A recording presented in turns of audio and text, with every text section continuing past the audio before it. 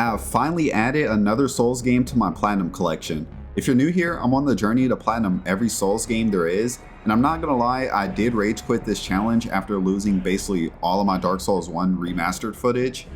Cut the show. I'm done. But it looks like we're back.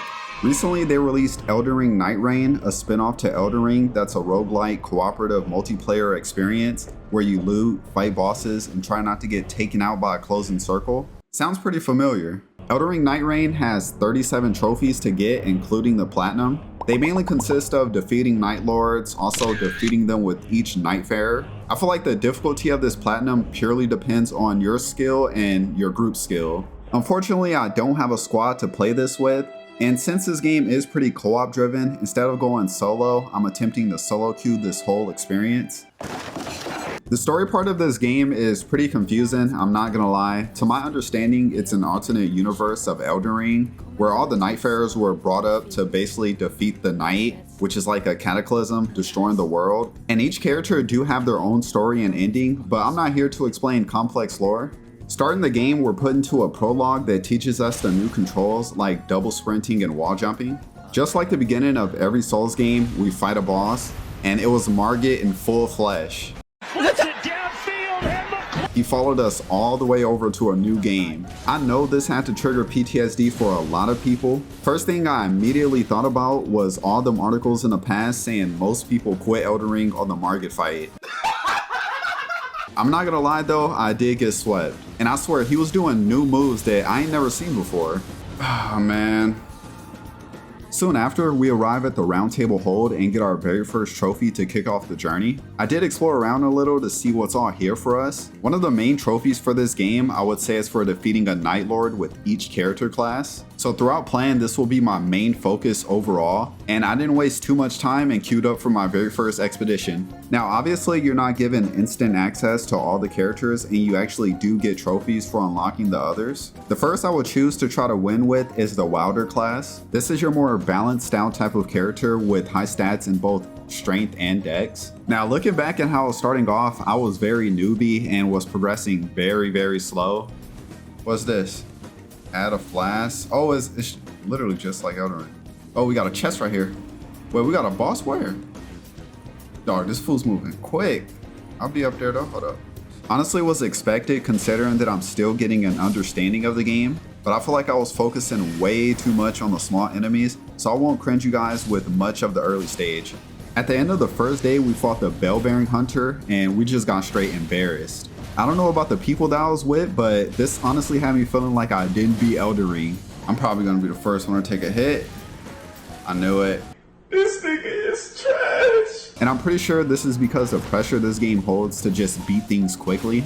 The way this game works is basically if you're dying in the middle of the day, you lose a level, making you weaker. But if you die when the circle closes in and you're fighting the main boss of that day, then you get sent right back to the lobby. Hey, that was low-key a fun experience though. Like, I'm not gonna lie, I was locked in. Continuing on the runs, literally we could not get through the Bell-bearing Hunter on day one. Every squad I queued with just got straight ran through. No!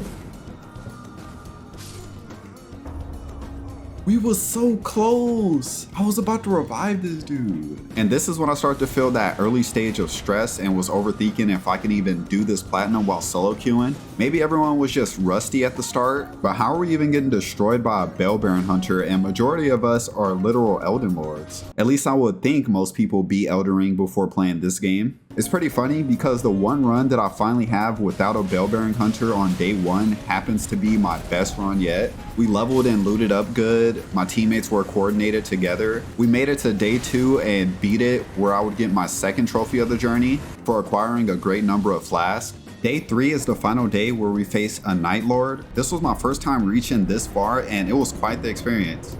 Bro doing all this edge walking, about to be the first one to go down. Look at him. This fool think he main character. He better perform. He's cooked. Damn, GG. After playing and failing a couple more runs, this is when I decided, let me check out what these relic rights are. And this is basically a whole passive perk system. I just threw on any, to be honest, and got a trophy for equipping our first one. Moments later, I noticed the priestess just standing behind me. And after talking with her and giving this pocket watch that I honestly didn't know I had, but I guess doing this unlocked the Duchess character for another trophy. So I continued on just attempting to defeat the first Night Lord. I was playing for hours and the solo queue experience was extremely painful. Really, bruh? You get teammates who don't stick together and constantly just split off. Like, I would try to IGL when it looks like we're not making progress as a squad, but they would just ignore the markers. Oh, okay, goddamn. Each expedition is running you about a whole hour of gameplay if you're making it through all the days. Then if you fail, you get sent all the way back to the lobby where you have to restart. Sometimes it does feel like you're wasting your time when you're playing with certain people. It's a part of the game, but that's diabolical. Probably around like 8 hours of gameplay later, we managed to queue up with a pretty decent squad where I would finally get some more trophies. During this run, we defeated so many bosses and managed to get a trophy for clearing 10 great enemies. Then eventually we made it to day 3 for another shot at the Night Lord.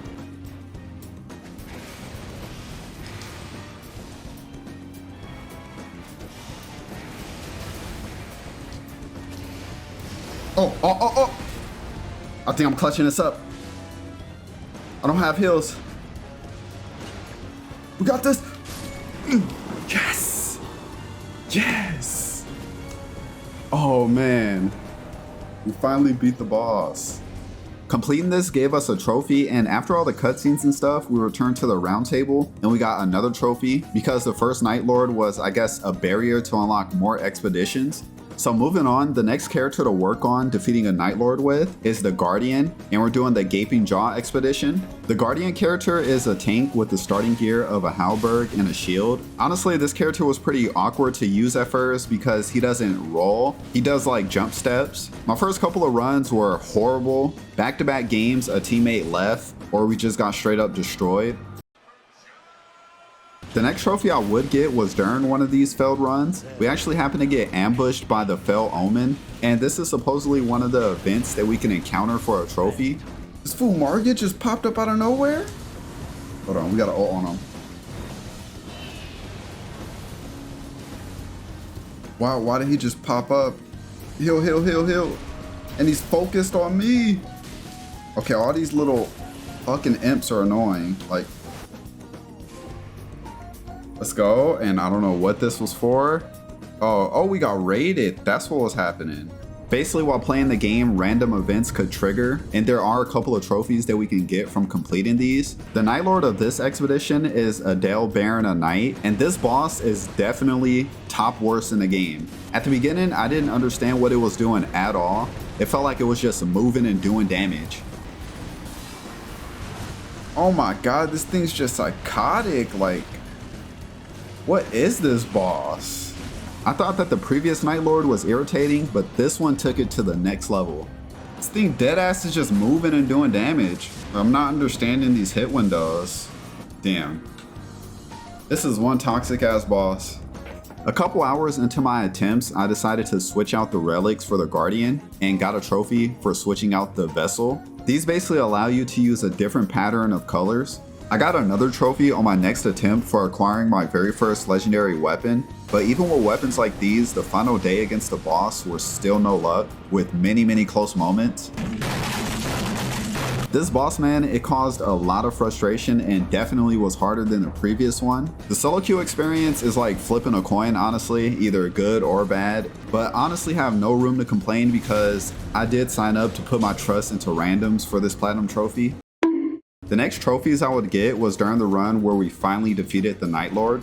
I got a trophy for acquiring many pieces of high rarity loot during an expedition. Then we went on to actually defeating the Night Lord. About to have all. I think we got it. Finally about to beat the boss. We got it. We getting him now. Modestam. We got him. Yes. Finally!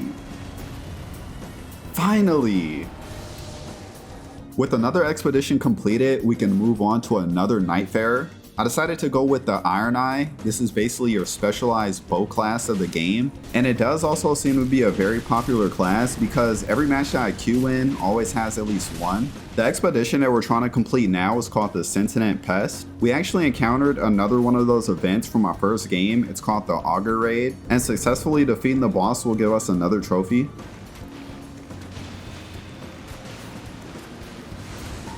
I guess. I think it was easy. Okay. I'll take the trophy. Surprisingly, I made it to the Night Lord on my very first game with Iron Eye. It's two bosses that eventually combine together for the second phase and straight up turn into a Halo Warthog. Dog, what is this Disney movie ass boss? Like, I don't even know what's going on.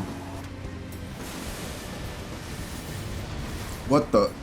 I feel like we had the perfect characters for this, and I thought it was pretty easy at first until suddenly everything just went bad. Luckily for my next run, I queued up with some veterans or something because we was running straight through everything. My squad low-key carried me. I never went down, but it felt like that they were putting in all the work. Hey, they doing their thing over there. Hold on, don't get too aggressive right now. Let's go. We beat the Disney movie boss. So it look like some Disney stuff, bruh. Let's go. Second try? I didn't mention this before, but after completing expeditions, we get access to shifting herbs, which are modifiers that alters the map and introduces new challenges for more trophy opportunities. There's 4 in total, and we basically have to explore deep into them and find a secret, although more on this later. So with another expedition completed, I can move on to the next one, and we're now using the Duchess Nightfarer. This one is like a swifty, fast stealth type of character with an ultimate ability that turns everyone on your squad invisible. It reminds me of some Assassin's Creed stuff. The next trophy I would get was during my first run using this character. We used the key to activate an Evergale that apparently was the oldest Gale, and it spawned a huge ancient dragon that we defeated and got a trophy. And also during my first run, we made it to the Night Lord called Maris Fathom of Night. This honestly was the easiest boss I've encountered so far. It moves quite a lot, kind of reminds me of the Elden beast. One thing it does that you gotta be careful of is poop out literal nukes, because if you're caught in the radius, it'll do some big damage. I literally barely made it. Like if I was any closer, I would have ended up like my teammates. It's pretty unfortunate because we had the boss like one hit away, and then it completely embarrassed us for just being too greedy. Come on, we're about to beat it. Come on, I'm asleep. No!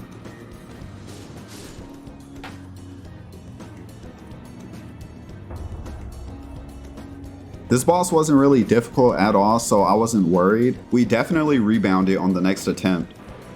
I think this bow dude should get him. Oh no, hit him, come on.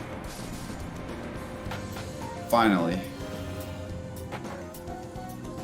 Let's go, another trophy. So this officially made it my 4th expedition completed, and arriving back to the round table, we got a trophy after a cutscene. I guess completing 4 expeditions unlocked the final one called the Night Aspect.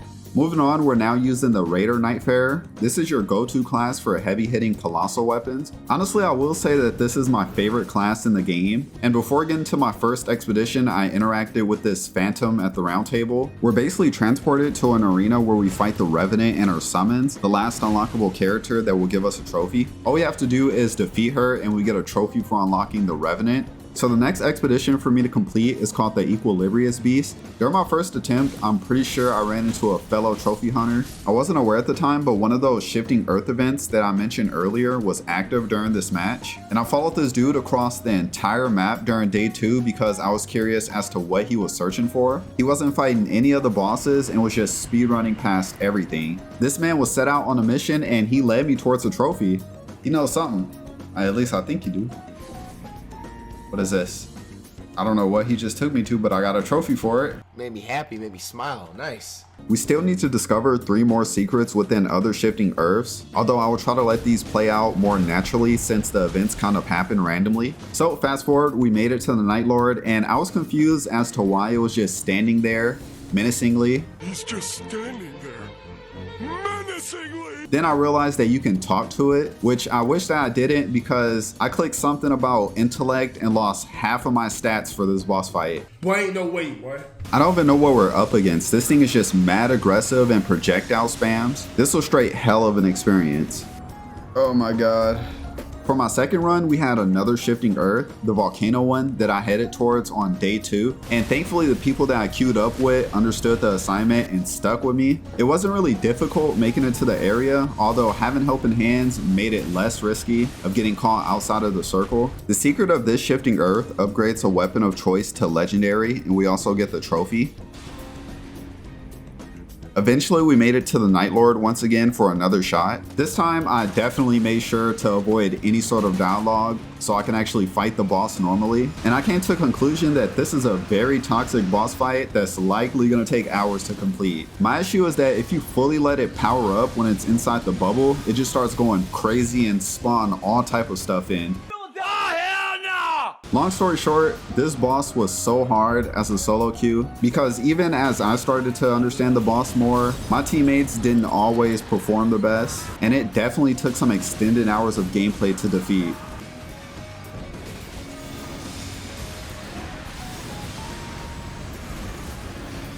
We got a clutch.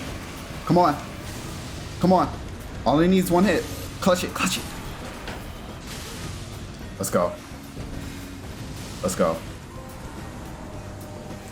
We continued on to the next expedition called the Dark Drift Night, and now I'm using the Revenant Nightfarer. This is a spirit summoning necromancer class that has some pretty high scaling in faith, intelligence, and arcane. It's mostly like a distraction type of character. She does have a small set of viable physical weapons that you can use, but we mainly have to focus on looting spells and incantations. During my run, I was surprised to have found, I'm pretty sure, the best physical weapon that she can use. So I was able to do a mixture of fighting and spell casting, which felt pretty good. I'm not really a magic type of guy, although this class was pretty fun to use. We only had to use this character for one match because we luckily defeated the Night Lord on my first encounter. I didn't think it was possible.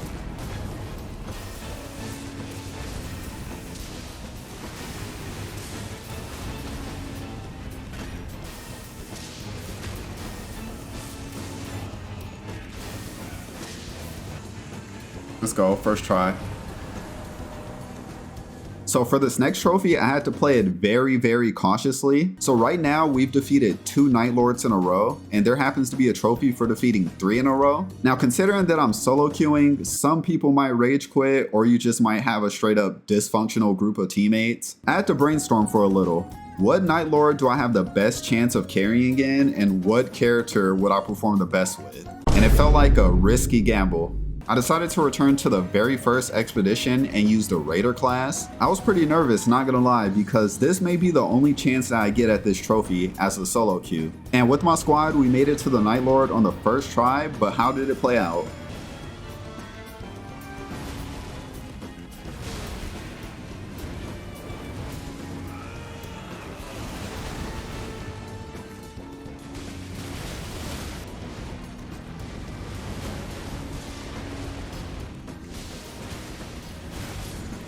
There we go. I should get a trophy. There we go. I was about to say.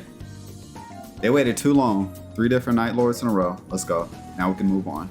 Back to the main focus. Now that we got this trophy out the way, we're doing the Fissure of the Fog expedition and using the Recluse Nightfarer. This is a mage class, and it actually has a pretty sick skill called the Magic Cocktail. With this ability, you can basically absorb the last status effect that someone was hit with. And when you have a total of 3, you can combine all of them together for a powerful attack. During my first expedition using this character, you wouldn't even guess what happened. Yep, we lost a teammate. Oh, brother, this guy stinks! I was really triggered by this, but I decided to still just let the match play out. And me and this dude actually made a very good duo. During the session, we had the Rotted Wood Shifting Earth, and I took the opportunity to find the secret for this trophy. Eventually, we managed to make it to the Night Lord, which is a huge dragon that looks straight like the Blue Eyes White Dragon from Yu-Gi-Oh! This whole boss fight was cinema, and we managed to take it out together, even after losing a teammate mid-game.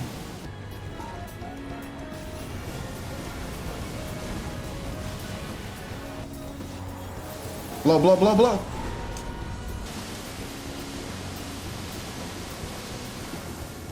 This is like a straight movie. Dodge. Oh, he's cooked. That tail smacking. Hold up. Cook him, cook him. That's crazy. We beat the boss with 2 people after our teammate just left like that. So finally, we're on our last expedition to complete Elden Ring Nightreign. For my first attempt, I used the Executor, which is basically your designated katana class. The abilities are pretty cool too. You can pull out a special weapon that's used for parrying attacks, and then the ultimate turns into a big wolf-like beast. Now this is also the last character that I need to defeat a Night Lord with. So making it to the final day, the Night Lord has 2 phases, with the first phase just being basic physical attacks. It's nothing too crazy. No, ain't no way this is the last boss of Elden Ring Nightreign, right? Ain't no way it's about to be done already. This got to be the easiest boss of the game. Is there like a second phase? Oh, I think it is, yep. But then we do have a second phase, and it undoubtedly becomes hard and made me consider the class that I was even using for this fight. What the? This fool's splitting the planet? Huh? You supposed to jump that? Bro, I'm not getting it. Damn, bro. Not gonna lie, using the Executor, I felt like I was being kind of held back. The low health makes them really squishy. I'm not really a parry person, and the ultimate is honestly underwhelming. Just to play it a little safer, I decided to go with a class that I was more familiar with so I can defeat the final boss and not feel like a liability to my teammates. The last shifting earth that I need for a trophy was active in my expedition, and thankfully my teammates were down to go through it. Throughout my time playing as a solo queue, I noticed that a lot of people do avoid these areas, and I never really understood why. These areas be having lots of potential for levels and loot, but it seems like anytime I mark them, I'm on my own basically. We ended up exploring really deep into this area and ended up fighting the natural born of the void. The barrier to reaching the secret for the trophy was in the back of this arena, and this boss had quite a lot of HP for us to take down. We ended up getting caught outside the circle during the battle, and I barely managed to get the trophy. Trophy, yes, I did it. 2 trophies. That's for the shifting earths, all of them. Unfortunately though, this same run was not a success against the Night Lord. We almost took it out, although I was able to get more trophies, so I couldn't be too upset. I get front row seats to this shit? What the fuck?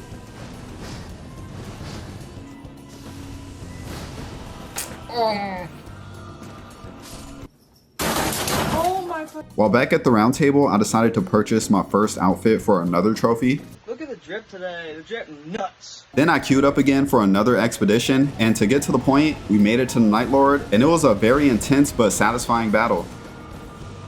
I think they got it. They got it. You gotta finish it, bro. You gotta finish it. Did you do it? Oh, let's go.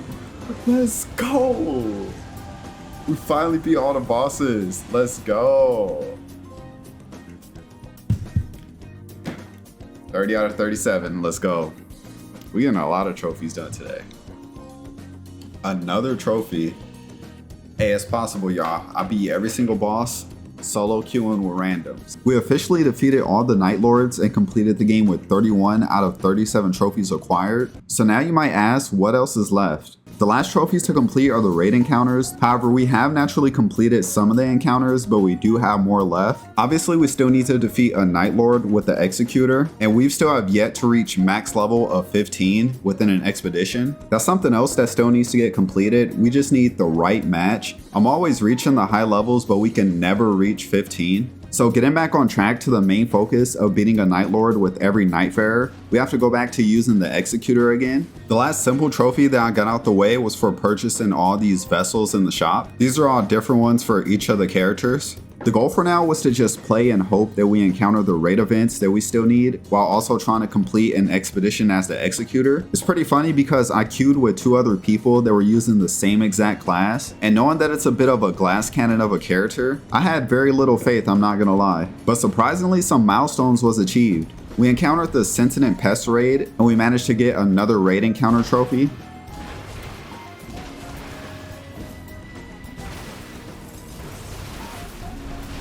I should get a trophy too. Let's go. Wait, is it not dead? Oh, my first time doing this event. A lot of people would probably say that my trophy run was pure luck with these raid encounters because I guess they're completely random, and I've encountered most of them without any effort. During this run, my whole squad managed to reach max level. 3 trophies in one run, let's see. Let's go. Max level. I got the trophy, and after all we accomplished as a team, I thought there was no way that we failed.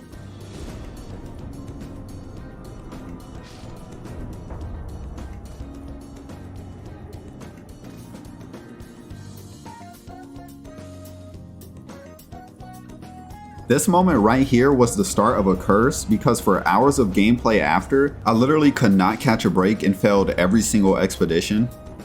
Oh, all that still lose. I got so stressed to the point where I just decided to go for the other trophies instead. I literally could not beat a Night Lord as the executor with anyone that I queued with. It was straight up cursed. The next trophy I decided to go for was the Equilibrious raid. This is actually the last raid that I needed to do. Throughout my journey so far, I haven't even hunted any of these encounters and all of it just happened naturally. But after researching how to get these trophies, this is when I found out that these trophies are a bit controversial with people going for the platinum. Apparently a lot of people are only missing these trophies for their platinum due to it being RNG. Well, kinda. I say this because I found posts from people with tricks on getting these events to trigger. It's still luck based, but it definitely increases your odds. For this trophy specifically, we need to queue the Dark Drift Expedition, and on the bottom right of the map, we need a certain set of castles and forts, and this basically tells us that the raid is active in our match. And long story short, I queued and quit constantly while watching TikToks and just doing random stuff. I was on and off for a few hours until I noticed the correct buildings. Honestly, I could not tell you why this is so rare. This raid basically puts a debuff on your health, and then an NPC appears that you have to pay to remove it. Get the curse off. Thank you. Now we can do the last trophy we need. So now to finally finish this platinum, we need to defeat a Night Lord with the Executor to complete the Champion's Path trophy. It was a pretty stressful experience, I'm not gonna lie, but eventually we completed it and got our platinum trophy.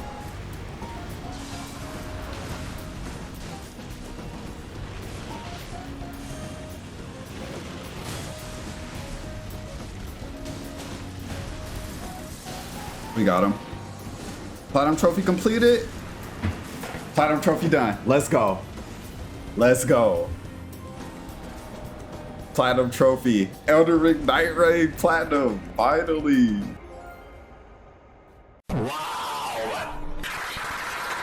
We finally added another Souls game to our Platinum Trophy collection. Like I mentioned at the beginning, I was previously working on Dark Souls 1 Remastered and lost the footage unfortunately. This was quite a while ago and I kind of rage quit the challenge after that. But I'm back now and we're likely gonna run it back. So if y'all want to see that, let me know in the comments. Be sure to drop a like. Thank you all for watching and I'll see you in the next one.